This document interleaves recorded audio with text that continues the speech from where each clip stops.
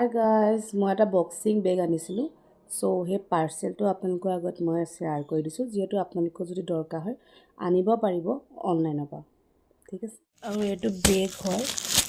বেগটো বাৰু ওয়েট আছে দেই ঠিক আছে ওয়েট আছে মই ইয়াক খুলি আপোনালোকক দেখুৱাই দিছিলোঁ সো বেগটো ডাঙৰে আছে দেখিছে ন দীঘল আহল বহল লে আছে সো লগাই দিয়া পাছতহে ক'ব পাৰিম দেখিছে না ভাল আছে মজবুত আছে দেখিছে কোৱালিটি ভাল আছে সো ইয়াৰ ভিতৰত হুক সিস্টেম আহিব সো হেংগিং কৰিব লাগিব ন এনেকৈ কৰি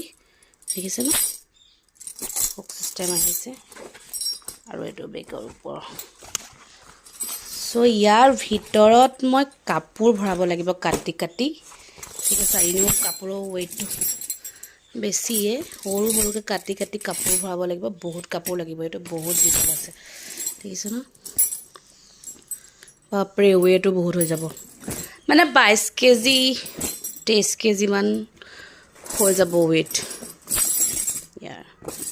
কিন্তু সেইটো ষ্ট্ৰং দিছে হা আৰু এটা পাৰ্সেল আহিছে সেইটো সো এইটো খুলি দেখাই আছোঁ এইটো মই আনিছিলোঁ হাতত পিন্ধি ল'বলৈ যিহেতু কোৱালিটিটো মই ইমান এটা ভাল দেখা নাই বাট ইউজ কৰিব পাৰিম আৰু বাট বেগৰ কোৱালিটি একদম মজা আছে